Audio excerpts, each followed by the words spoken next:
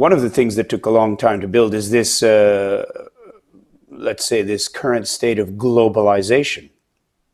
It took the physical arrival of people from different cultures on different continents, as you've mentioned, the arrival of the of the Europeans in what we call America. I mean, we can't even describe America properly because America comes from Amerigo Vespucci, who himself was not from the continent. So we don't even know the name of the continent from the perspective of the people who were there when we Europeans arrived. But what I'd like to ask is, if we're having an example of the Seneca effect here in terms of a speedy collapse of the globalization that actually next year will mark 750 years to the year of the arrival of Italian Marco Polo in China. So that's an unusually round figure for this, and it's roughly about the same duration as the entire Roman Empire, roughly 8 centuries in duration. So now 8 centuries since the arrival of the first Italian in China, we're actually seeing the arrival of China in Italy and in Europe and in the home of the Europeans who went around the whole world. We're seeing it, of course, not just in the form of this virus, but we're seeing it in the form of the new Silk Road, the One Belt, One Road project, and the tightening economic links between our society in Europe and the Chinese society and Asian society in general, and of course the American society. How do you see the Seneca effect having effect on globalization? Are we seeing the downfall of globalization here? Or is this just a test of the immunity of the new global system, after which we'll be stronger? That's one broad-based question. And then the more specifically based question is, what would you say that the Seneca effect is having on the European Union? Because we've recently seen the departure of the United Kingdom through Brexit, and now we're seeing the European Union under stress because it looks like the majority of the help that you've received in Italy has not come from the European Union, but has actually come from China. Could you comment on these two parallel applications of what you've coined as the Seneca effect?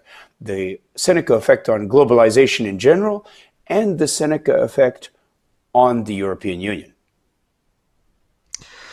So you pointed out a lot of things. It's a gigantic story. It's an enormous span of time. You see, there is something in history that is called deep time. Deep time means to go beyond the chronicle. Say this country, this state, even the European Union. The European Union is a ghost. A ghost, it exists as long as we Europeans believe in it, and might very soon cease to exist because it is clear that people are stopping to believe that. But I think we should see it on a longer time span. And you cited Marco Polo, which was a very interesting point. Marco Polo went through a version of the Silk Road that already at this time existed and went from Western Europe all the way to China and even to Japan. But the point of Marco Polo was that he wrote about that. But the Silk Road had been existing for maybe 1,000 years before Marco Polo. And the Silk Road is an example of those things that start slowly, because people started developing a new technology first, which was the camel. The camel can walk. A single camel cannot go all the way from Europe to China. But moving the load from one camel to the other, you can go all the way to China. And this started happening before the turn of the first millennium of our era. Was already during the first millennium, people started understanding that there was some place that East China, some place, a mysterious place called China on the way, on the other side of Eurasia. And then at some point, probably during the first century AD, all these small roads, these people who had been moving uncertainly all the way to China, this is coalesced, forming a road, the first Silk Road, first century AD. It's unbelievable change, a small change. You just link several roads which already existed, and then you make a commercial road all the way from the Roman Empire to the Chinese Empire.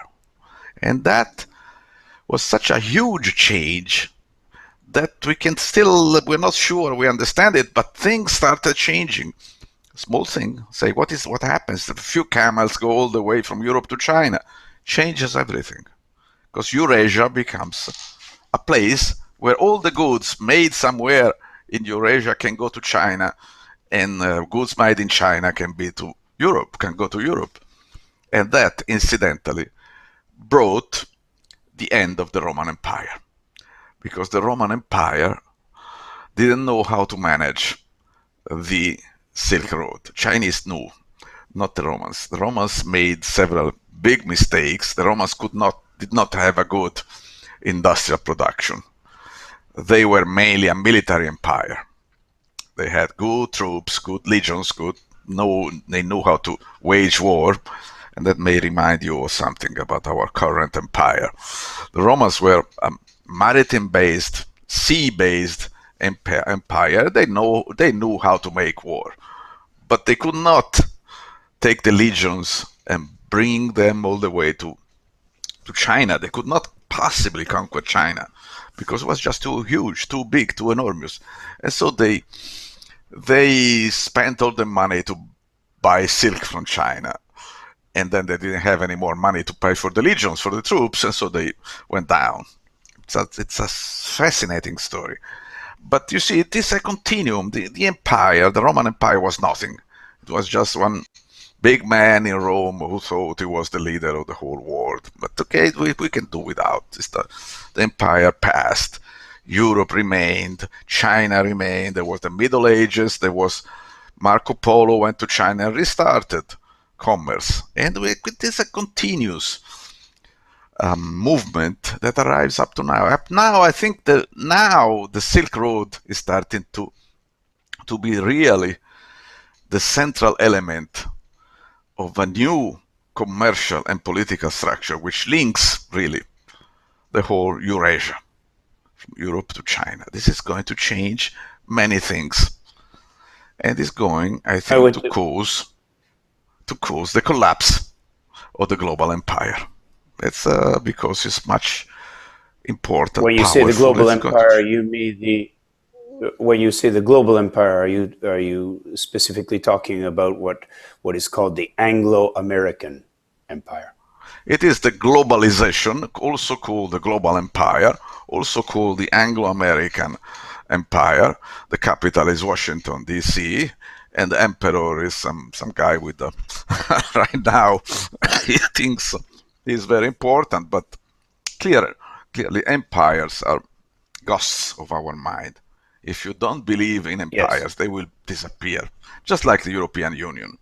It is gone. It will be gone very soon, but the Silk Road, the new Silk Road, will remain.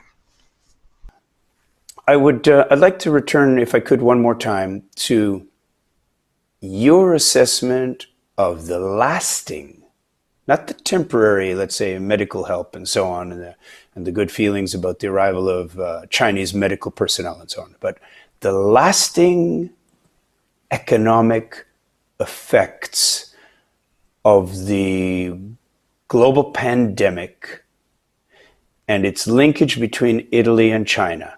Is this actually, this virus, this small little eating thing, is it the next completion of the tilt that began with the 1999 bombing? Is this, in fact, have we actually come of age now? Because from 1999 to 2020 is 21 years. And if you were an American and you were born on the day the first bomb dropped on Serbia, then this month you would become able to drink alcohol for the first time legally in your life. And you'd be a fully grown American. Has this 21-year period been the pivot, the coming of maturity of the new wave of history, born and now matured with the virus? There is always a new wave of history, and it may well be that the virus will catalyze it, or maybe not. We still have we discuss in deep time, you see, and so these things are moving in jumps, in waving paths, and some things have to happen. And Eurasia is something that is happening, has been happening for 2,000 years. And this keeps happening. So I was discussing at the beginning, I was mentioning camels. You know the story of the straw that broke the camel's back. And you saw the story, you put just an extra straw on a loaded camel and the camel falls. Its back broken. But it's not the straw. It is because the camel was already overloaded. So it is the same for the current globalized empire, which is like an overloaded camel. It's too much stuff. It cannot afford all the military stuff to keep the thing going, to keep control of the world. And the military is so expensive that the system cannot last forever. At some point, somebody has to say, well, okay, this cannot be. We cannot keep 11 carrier strike groups that we don't use just in case we keep it. Can you believe that 11 carrier strike groups, every one costs billions of dollars, and they are not used? They maybe we'll need them, but and so this is going to collapse. Maybe the coronavirus is the straw. Could be, because it's just push to the system that makes sufficient damage to the system cannot recover. It starts a chain of feedbacks effect that will eventually bring down the whole thing. That's a Seneca cliff, what I call the Seneca cliff. It's normal. It's nothing special. It happens. It's not a monster. It happens because it has to happen. Actually, if it happens early, it's better because it is less abrupt. And so let's hope that this little beast is enough to reconsider a few things that we should anyway reconsider. So in effect, at the end of the discussion about this virus, if one analyzes the virus and its effects on our planet and on the relationships between cultures and societies, the virus, although it has killed many people, the virus may be actually bringing to life a new, more peaceful, more cooperative, and actually better place for all of us on the planet. It could. East, West, and in the Americas as well. If you allow me to conclude, I would say one thing. Sometimes people ask me, are you afraid of the virus? I say no. And they ask me why. The first reason is that I trust my immune system. The second point is that the virus is not a monster to destroy. It's a challenge to win and to learn something. Third, because I see myself as a stoic, as you said, and if we have to die, we have to die. Thank you very much. It's been a very, very interesting discussion with you. I hope to speak to you in the future about the ongoing developments towards a perhaps more stoic future. It was a pleasure indeed. Thank you.